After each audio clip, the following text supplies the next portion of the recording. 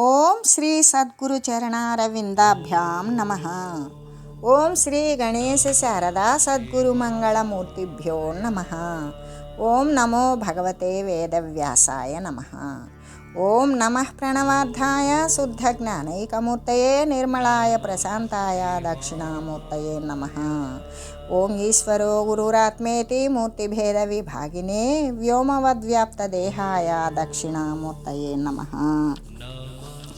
అయితే గమ్యస్థానం తెలియకుండా చేయబడేటువంటి ప్రయాణం కానీ, లక్ష్యాన్ని గుర్తెరగకుండా చేసేటువంటి బాణప్రయోగం కానీ వ్యర్థములే అయినట్లుగానే, తనకు గమ్యమైనటువంటి శివస్వరూపం తెలియక చేసేటువంటి పూజాదులన్నీ కూడా వ్యర్థాలే అవుతూ ఉన్నవి. అసలు శివస్వరూపము అంటే శివుడు మంగళస్వరూపుడు, అంటే సత్యము, శాంతి మొదలైనటువంటి అప్రాకృతమైనటువంటి గుణాలతో కూడిన వాడే పరం శివుడు. ఈ ప్రకారంగా భావించినప్పుడే పూజాదులని భక్తి శ్రద్ధలతో చేస్తూ ఉంటాం. అప్పుడు శివ స్వరూపమైనటువంటి సాక్షాత్కారం కూడా కలుగుతూ ఉంటుంది. మహా ఆనందాన్ని కూడా పొందుతూ ఉంటాం. అట్టి తత్వాన్ని తెలియాలి అంటే శ్రీ గురువు తప్పనిసరిగా అవసరమై ఉన్నాడు. కాబట్టి శివుని స్వరూపాన్ని తెలియకజేసినటువంటి భజనలు కానీ మరి ఇవన్నీ వ్యర్థమే. ఏ విధంగా అంటే చిత్రదీపంతో సమానమే అవుతాయి. చిత్రంలో లిఖించబడినటువంటి దీపం చూడడానికి మనోహరంగా ఉంటుంది, రమణీయంగా ఉంటుంది. ఈ లోకాన్నంతా కూడా దహించేదిలాగానే కనబడుతుంది. కానీ ఆ దీపము యొక్క ప్రకాశము మరి ఆ ప్రకాశమునిచ్చి తమస్సును ఏమాత్రము కూడా పోగొట్టజాలదు కదా, ఎట్టి పవిత్రతను కూడా కలిగింపజాలదు. నామ మాత్రమే అయి ఉన్నది, పేరుకు మాత్రమే దీపం. కానీ చిత్రదీపమే. అలాగే శివుని యొక్క పరతత్వాన్ని తెలియకుండా ఆచరించినటువంటి పూజలు కానీ, నామస్మరణలు కానీ మహాలక్ష్యమైనటువంటి జ్ఞానం యొక్క ప్రాప్తిని కలిగించనందువలన నామమాత్రములే అయ్యున్నవి కదా. పూజలు మొదలైనవి, ఇక పూజలు, నమస్కారాలు, ఇటువంటివన్నీ కూడా, పూజలు, అలంకారాలు ఇవన్నీ కూడా చూడడానికి, వినడానికి ఆనందంగా ఉంటాయి. కానీ అంతర్గతమైనటువంటి మహా ఆనందాన్ని కలిగిస్తాయా అంటే ఎప్పటికీ కలిగించవు. ఎలాగంటే ఒకడు ఆకలేస్తోంది, వానికి ఆకలేస్తూ ఉంటే పదార్థాలన్నీ తీసుకొచ్చుకున్నాడు, సిద్ధంగా పెట్టుకున్నాడు, ఎదురుగ్గా పెట్టుకున్నాడు. వాటిని పాకం చేయకపోతే అంటే వండకపోయినా లేదా భుజించకపోయినా వండి ఆకలి తీరుతుందా? తీరదు. అలాగే ఈ బాహ్యాడంబరాలతో కూడినటువంటి పూజలు ఎన్ని చేసినప్పటికీ కూడా వాటి చేత జ్ఞానము కలిగి వాడు మానసికమైన ఆత్మ మరి వాని యొక్క ఆత్మీక సుఖాంతో కూడినటువంటి తృప్తిని పొందజాలడు. కాబట్టి శివస్వరూపాన్ని తప్పనిసరిగా తెలియాలి. శివస్వరూపం అంటే శివుడు అంటే ఎవరు? శ్రీ గురు పరబ్రహ్మమే. ఆ పరస్వరూపము అంటే ఆ గురుస్వరూపము ఎటువంటిది? ఆత్మజ్ఞానము, వస్తువు యొక్క వస్తుస్థితిని అంటే తరిగిపోనటువంటి సచిదానందమైనటువంటి, అంటే సత్తు చిత్తు, ఏది సత్తు అయి ఉన్నదో అదే చిత్తు. ఈ రెండు కలిసినదే ఆనంద స్థితి. ఆ సచిదానంద స్థితి, అఖండమైనటువంటి స్వరూపాన్ని గురించి తెలియాలి. ఆ అఖండమైన, అవ్యయమైన, సచిదానందమైన అఖండ స్వరూపమే శ్రీ గురుమూర్తి స్వరూపం అని తెలియాలి. అయితే ఇంకా కూడా విచారించి చూస్తే శివస్వరూపము తన యొక్క ఆత్మస్వరూపమే. అలా విచారించి చూస్తే, విచారణ అనేది ఆ యొక్క తత్వజ్ఞానానికి సంబంధించినది. వాడు ఆత్మతత్వజ్ఞానాన్ని విచారించినప్పుడు మాత్రమే మరి ఏ శివస్వరూపం అయితే ఉన్నదో, ఏ శ్రీ గురు పరమాత్మ స్వరూపం అయితే ఉన్నదో అది తన యొక్క ఆత్మస్వరూపమే. ఆ శివుడే తాను శివోహం శివోహం శివోహం అనేటువంటి, నేను శివుడనే అనేటువంటి భావనతో గురువు అనేటువంటి, తాను గురువు అనేటువంటి అఖండ జ్ఞానాన్ని కలగాలి. ఆ కలగజేసేటువంటి బాధ్యత శ్రీ గురుమూర్తిది. ఆ కలగజేసినప్పుడు కలిగించుకునేటువంటి బాధ్యత ఆ సత్శిష్యునిది. కాబట్టి అఖండ జ్ఞానం కలగాలి. ఇది నిజమైనటువంటి గమ్యం. ఎవరికి?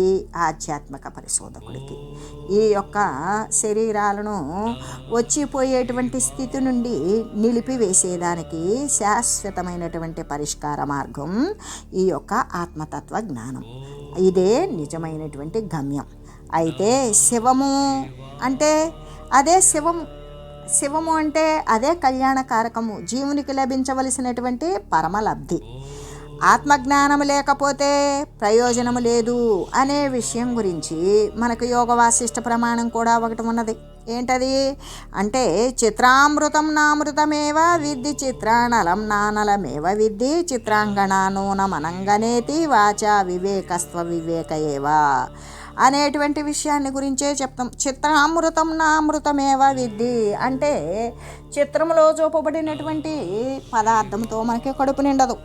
అంతేకాదు చిత్రంలో చూపించబడినటువంటి అగ్ని ద్వారా మనం ఏ అగ్ని కార్యాలను కూడా చేయలేము. అంతేకాదు చిత్రంలో చూపబడినటువంటి మహిళ ద్వారా ఏ సుఖాన్ని పొందలేం, ఏ కార్యాన్ని సవరించుకోలేము. అందుకే ఇదంతా కూడా వాచా వివేకము. ఈ వాచా వేదాంతం ద్వారా ఎవ్వడు ఏమీ కూడా పొందలేడు. వివేకవంతుడైనటువంటి వాడు గురువును ఆశ్రయించవలసిందే అని చెబుతూ, అంతేకాదు మరి శ్రీ గురుమూర్తి గనక లేకపోతే ఎటువంటి విషయాలు కూడా జరగవు, ఏ ప్రయోజనాన్ని పొందలేడు. అంటే శ్రీ గురుతత్వము అంటే ఆత్మజ్ఞానము. దానిని పొందిన మాత్రం చేతనే శాశ్వతమైనటువంటి ఆనందాన్ని కూడా పొందుతారు అనే విషయాన్ని గురించి తెలియజేస్తూ, శ్రీ గురుదేవుని యొక్క ఆవశ్యకతను గురించి మళ్ళీ మళ్ళీ కూడా తెలియజేస్తూ, ఏ విధంగా సర్వం స్యాత్ సఫలం కర్మ గురుదీక్షా ప్రభావతః గురులాభ సర్వలాభో గురుహీనస్తు బాలిసః.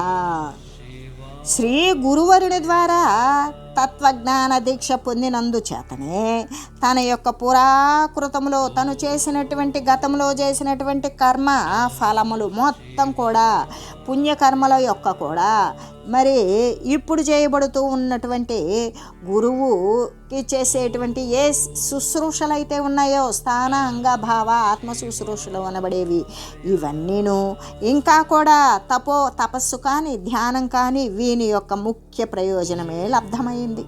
ఏ విధంగా అంటే వాడు ఏ విధమైనటువంటి లబ్ధిని పొందాడు అంటే శ్రీ గురువరుని ద్వారా. గురువరుడు అంటే వర అంటే శ్రేష్ఠుడు, అంటే గురువులలో కూడా శ్రీ అంటే ఆత్మజ్ఞాన ఐశ్వర్యాన్ని ప్రాప్తింపజేసేటువంటి శ్రేష్ఠుడైనటువంటి గురుడు. ఆ గురువరుని ద్వారా తత్వజ్ఞాన దీక్షను పొందినందు చేత అంటే ఇక్కడ తత్వజ్ఞానము అనేటువంటిది శాశ్వతమైనటువంటి పదాన్ని పొందేటువంటి జ్ఞానము. ఆ జ్ఞానాన్ని దీక్ష తీసుకోవాలి. దీక్ష అంటే ధీయతే విమల జ్ఞానం క్షీయతే కర్మనాశనాః ఇది ప్రోక్తేన దీక్ష. అంటే ఈ దీక్ష అనేటువంటి పదానికి ధీయతే విమలం జ్ఞానం. మనకి ఎటువంటి జ్ఞానాన్ని ఇవ్వబడుతుంది అంటే మాలిన్యరహితమైనటువంటి జ్ఞానం. ఆ జ్ఞానం ద్వారా తన స్వరూపాన్ని తను సందర్శించవచ్చు. తన స్వరూపమే సర్వవ్యాపకము అయినది అని తెలుసుకొని దాని యందు సంలీనం అవ్వచ్చు. అటువంటి విమలమైనటువంటి జ్ఞానాన్ని ఇస్తుంది. క్షీయతే కర్మవాసనాః. ఏ కర్మవాసనలు ప్రోధి చేసుకొని శరీరాల యొక్క రాకపోకలకు అంపటమైనటువంటి కర్మవాసనలు ఉన్నవో అవన్నీ నశించిపోయేటువంటిది. ఆ జ్ఞానాన్ని మనకు సంభవింపజేసేటువంటి వాడు శ్రీ గురువరుడు. అందుకే దీక్ష అనేటువంటిది. ఆ దీక్ష ద్వారా తన యొక్క పురాకృత పుణ్యకర్మల యొక్క అంటే తను చేసుకున్నటువంటి ప్రాకృతంలో గతంలో చేసుకున్నటువంటి ఏ పుణ్యకర్మల యొక్క ఫలము సిద్ధించి ఈరోజు మనం గురువుని చేరి ఉన్నాం. ఈ సద్గురువర్యుని యొక్క దయచేత మనం జ్ఞానాన్ని అభ్యసిస్తూ ఉన్నాం. ఆ యొక్క తత్వదీక్ష అనేటువంటిది పొందిన కారణం చేతనే మరి మన గతంలో చేసినటువంటి ఏ పుణ్య విశేష కర్మల ఫలితం అయితే ఉన్నదో అది కూడా ఇప్పుడు చేయబడుతూ ఉన్నటువంటి ఆ పుణ్యకర్మల ఫలితమే మనకి శ్రీ సద్గురుదేవుడు అనేటువంటి వాడు తారసపడ్డాడు. మనం శ్రీ సద్గురుదేవుని యొక్క పాదాలను ఆశ్రయించటానికి అవకాశం కలిగించినటువంటిది మన పురాకృత పుణ్యకర్మల ఫలితమే. అని చెబుతూ, అంతేకాదు అటువంటి గురువు యొక్క శుశ్రూషలు మనం ఇప్పుడు చేస్తూ ఉన్నాం. జ్ఞాన సాధకం కోసం ఆ తత్వాన్ని మరి మనం కూడా గ్రహించడం కోసం, శాశ్వతమైనటువంటి సర్వవ్యాపకమైన స్థితిని పొందడం కోసం మనం గురువు యొక్క శుశ్రూషణ చేసినప్పుడు ఆ గురు దయ అనేటువంటిది శుశ్రూషల ద్వారానే గురువుకి నమ్మిక అనేటువంటిది కలుగుతుంది. వీడు ఇంత శ్రమ కోర్చి ఇటువంటి పరిసరాలకు సంబంధించిన ఈ యొక్క విషయానికి సంబంధించిన సేవలు చేస్తున్నాడు అంటే వీని సేవ వృధా పోదు అని ఆయనకు కలిగినటువంటి ఆనందంతో కూడినటువంటి దయ ద్వారా వర్షించేటువంటి జ్ఞానం ఏదైతే ఉన్నదో ఆ జ్ఞానం ద్వారానే తపస్సు, ధ్యానము అనేది మనకి సిద్ధిస్తాయి. మనం తపస్సు చేసినా, ధ్యానం చేసినా, జపం చేసినా వీని యొక్క మొత్తం ముఖ్య ప్రయోజనం అంతా కూడా మనకి శ్రీ గురువు యొక్క దీక్ష ద్వారానే మనకి ఇవన్నీ కూడా లబ్ధమవుతాయి. అదే లేకపోతే ఈ దేహేంద్రియాదులన్నీ కూడా శవప్రాయమే. శివుని గురించి గనక ఎవరైతే చేయలేదో, శివుడు అంటే పరబ్రహ్మతత్వము, శివుని గురించి ఎవడైతే తత్వోపాసన చేయలేదో వాడే శవము అని చెబుతూ, అయితే ఈ దేహేంద్రియాలలో ఉన్నటువంటి శివ చైతన్యం ఏదైతే ఉన్నదో అది దానిని గురించి ఎటువంటి జ్ఞాన విచారణ చేయకపోతే దేహేంద్రియాలన్నీ కూడా శవమైనట్టే. శివుడు తొలగితే శవమే కదా. శివమే ఉన్నప్పుడు అది జ్వాజ్వల్యమానంగా ప్రకాశితమవుతుంది అని చెబుతూ, అటువంటి జ్ఞానమే కనుక లేకపోతే సమస్త కర్మలు కూడా ప్రయోజనాన్ని కలిగించేటువంటివి కానే కావు. అందుకే ప్రతి ఒక్కదానికి కూడా జ్ఞానదాయకమై ఉండాలి. జ్ఞానదాయకం ఎచ్చటుండి లభిస్తుంది. శ్రీ గురుమూర్తి యొక్క కరుణాపాతం వలన కలుగుతుంది. ఆ కరుణాపాతం ఏ విధంగా లభిస్తుంది? శిష్యుడు చేసేటువంటి భక్తితో కూడినటువంటి సేవ ద్వారా, ఆ సేవా ప్రభావం చేత, గురుమూర్తి యొక్క అపారవారమైనటువంటి దయానుగ్రహ రసము చేత వీనికి అటువంటి దీక్ష లభించడమే కాకుండా దీక్షా ఫలితంగా ఈ యొక్క జ్ఞానము అనేది లభిస్తుంది. ఈ జ్ఞానమే లేకపోతే ఏ కర్మ కూడా ప్రయోజన సిద్ధి కానే కాదు అని చెబుతూ, అయితే జ్ఞానం అనేటువంటిది ముఖ్యాతి ముఖ్యమైనది. ఒకవేళ అది లేకపోతే ఇతరములైనటువంటి సాధనలు ఎన్ని ఉన్నప్పటికీ కూడా ప్రయోజనరహితాలే అవుతూ ఉన్నాయి అని చెబుతూ, అంతేకాదు ఒకవేళ జ్ఞానం అనేటువంటిది ముఖ్యం, ఆ జ్ఞానమే లేకపోతే ఇతరములైనటువంటి బాహ్య సంబంధమైన ఎంత చేసినా అజ్ఞానజడితమైనటువంటి శరీరాలను ఉద్ధరించుకోవడం, ఉద్దీప్తం చేయడం కోసం, అవి పోతే మళ్ళీ ఇంకొక అంతకంటే మంచి శరీరాన్ని పొందడం కోసం చేసేటువంటి క్రియలే తప్ప జ్ఞాన మార్గంలో తనను తాను పరమాత్మయందు నిలుపుకోగలిగినటువంటి స్థితి జ్ఞానానికి మాత్రమే అది కలిగి ఉన్నది. కాబట్టి ఆ ప్రయోజనరహితాలే అవుతాయి. కాబట్టి కేవలము జ్ఞానము చేతనే శాశ్వతమైనటువంటి ఆనందం లభిస్తుంది అని పదే పదే కూడా నొక్కి ఒక్కానించి మరీ తెలియజేస్తూ ఉన్నారు. ఇది నిజమైనటువంటి ముఖ్యమైనటువంటి దివ్యోపదేశము. ఇంత దివ్యమైనటువంటి ఉపదేశము, ఉప అంటే సమీపము లేదా చిన్న, ఆదేశము అంటే ఆజ్ఞ, శాసనము. ఆ గురుడు విధించినటువంటి ఉపదేశాన్ని ఎవడైతే త్రికరణ శుద్ధిగా, త్రికరణ సహితంగా అనుసరిస్తాడో వాడు మాత్రమే జ్ఞానోపలబ్ధికి అర్హుడవుతాడు అని చెబుతూ, కాబట్టి ఆత్మజ్ఞాన నిధి, అఖండ జ్ఞాన నిధి అయినటువంటి శ్రీ గురుదేవుని లాభం వలననే లభిస్తూ ఉన్నది. ఏ విధంగా? సదా ఆత్మజ్ఞాన నిధి, జ్ఞానము నిక్షేపించబడటం, అక్కడ నిధిలాగా క్రోడీకరించుకోవడం, అఖండమైన జ్ఞాననిధి, ఖండము లేనటువంటి జ్ఞాననిధి, అక్కడ కూడా అఖండమైనటువంటి జ్ఞానం నిక్షేపించబడటం అయినటువంటి శ్రీ గురుదేవుని ఇటువంటి జ్ఞాననిధి అంతా కూడా శ్రీ గురుదేవుని యొక్క సేవా భాగ్యం వల్ల మాత్రమే ఇటువంటి లాభం అనేటువంటిది లభిస్తుంది. అట్టి శ్రీ గురుదేవుని లాభం వలన సర్వ లాభాలు కలుగుతూ ఉన్నాయి. అసలు శ్రీ గురుదేవుడు ఎటువంటి వాడు? నిక్షేపించిన అఖండమైన జ్ఞాననిధి.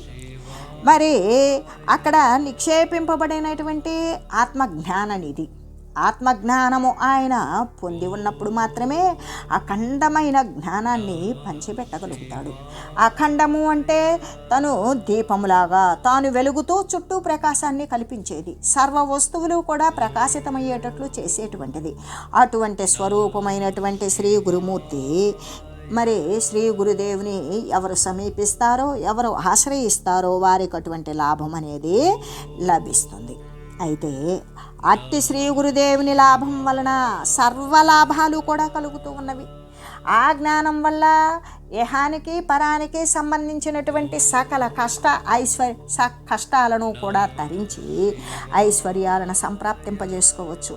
కష్టాలు అంటే అది దేహాంతర్గతంగా ఉన్నటువంటి అంతఃకరణానిక, అంటే దేనికి కష్టం వచ్చినా కూడా జ్ఞానంతో దానిని నిశ్శేషంగా నిర్మూలించుకోవచ్చు. అది దేని ద్వారా సాధ్యమవుతుంది అంటే శ్రీ గురు పరబ్రహ్మ స్వరూపం యొక్క సాక్షాత్కారము చేత మాత్రమే పొందదగిందవుతుంది. ఆ శ్రీ గురు పరబ్రహ్మ స్వరూపం యొక్క సాక్షాత్కారం ఎలా కలుగుతుంది అంటే ఆత్మజ్ఞాననిధి, అఖండ జ్ఞాననిధి అయినటువంటి శ్రీ గురుదేవుని యొక్క శుశ్రూష, సమాశ్రయణము, పాదాలను అర్చించడము, పూజించడము, నమ్మిక విశ్వాసము కలిగి ఉండడము, తనను తాను సమర్పించుకోవడము, తనను తాను దత్తత చేసుకోవడము అనేటువంటి ఏ విషయాలైతే ఉన్నవో దాని ద్వారా మాత్రమే శ్రీ గురు పరబ్రహ్మ స్వరూపం యొక్క సర్వసాక్షాత్కారము కూడా పొందదగినది అని చెప్పబడుతుంది. అయితే ఇక్కడ తెలియదగినది, తెలియబడెను అనేటువంటి ఇక తెలుసుకోదగినది, పొందదగినది ఇంకా ఏమైనా ఉన్నాయా అంటే ఇంకేమి లేవు. ఇంకేమున్నాయి? శ్రీ సద్గురుమూర్తి ద్వారా జ్ఞాన మార్గము అనేది అనుసరించాం. దాని ద్వారా శ్రీ గురువు యొక్క కరుణాపాతము వలన ఏమి జరిగింది? సర్వ లాభాలు కూడా ప్రాప్తములైనాయి. సర్వలాభాలు ప్రాప్తములైనాయి అంటే ఏంటది? వేదాధ్యయనము మొదలైనటువంటి ప్రయోజనాలు లభించడం మాత్రమే కాదు, అదంతా కూడా ఆత్మస్వరూపమే.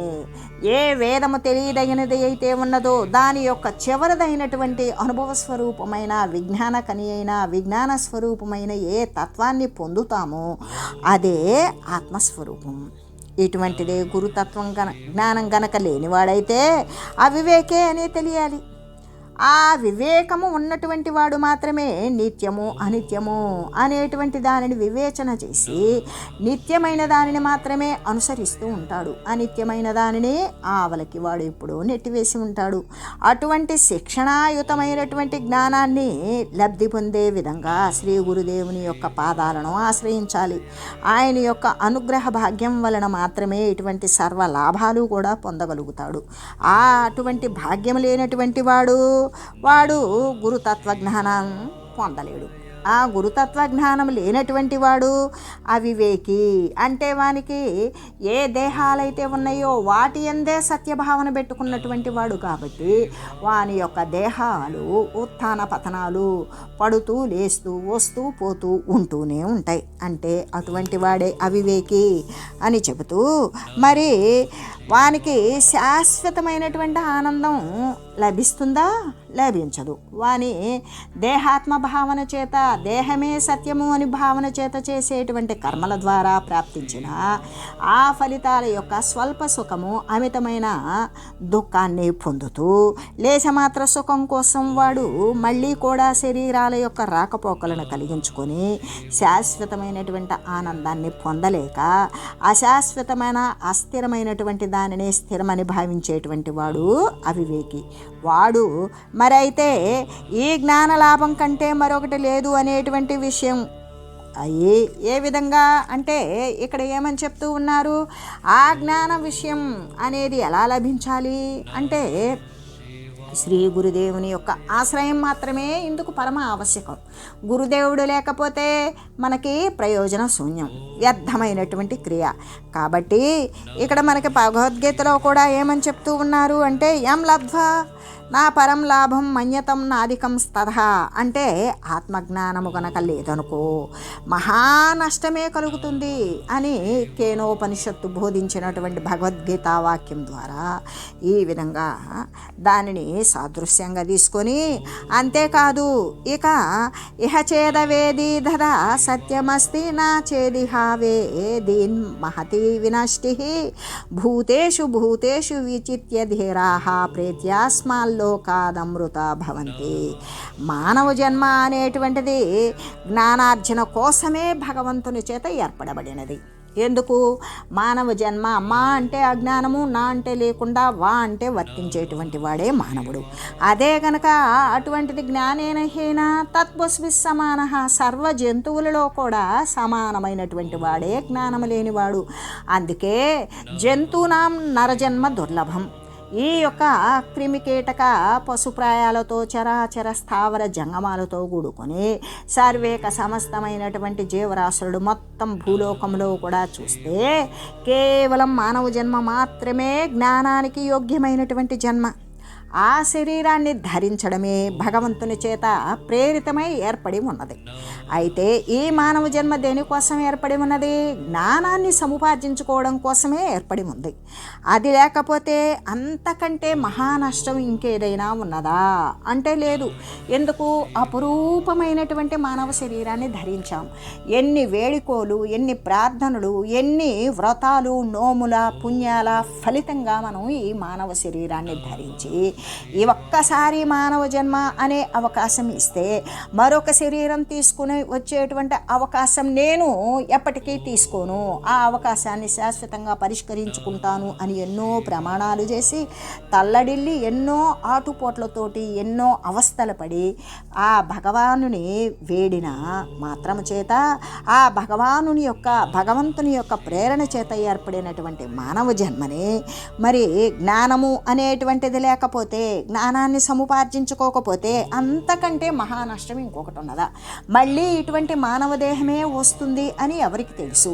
మానవ జన్మ వచ్చినప్పుడు దానిని మరి అవకాశాన్ని వినియోగించకుండా అటువంటి శరీరం రాకపోతే విషాదం పొందే కంటే వచ్చినప్పుడు జ్ఞానం అనేటువంటిది సముపార్జించుకొని తనను తాను తరించుకుంటూ మరి మిగిలిన అజ్ఞానవంతులైన వారికి మార్గదర్శకంగా ఉండేటువంటి విషయమే మానవ జన్మ అని తెలియజేస్తూ, అందుకే ప్రతి ఒక్కరికి కూడా శ్రీ సద్గురుమూర్తి అనేటువంటి వాడు ఆవశ్యకం.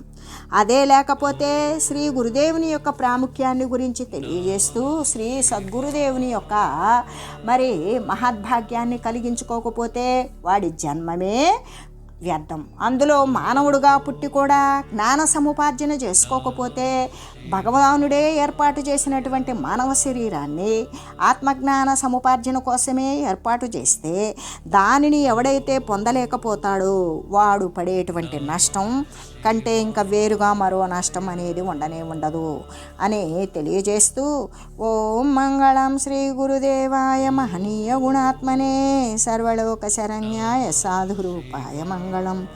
ఓం లోక సమస్త సుఖినో భవంతు. ఓం శ్రీ సద్గురు పరబ్రహ్మార్పణమస్తు. ఓం తత్సత్.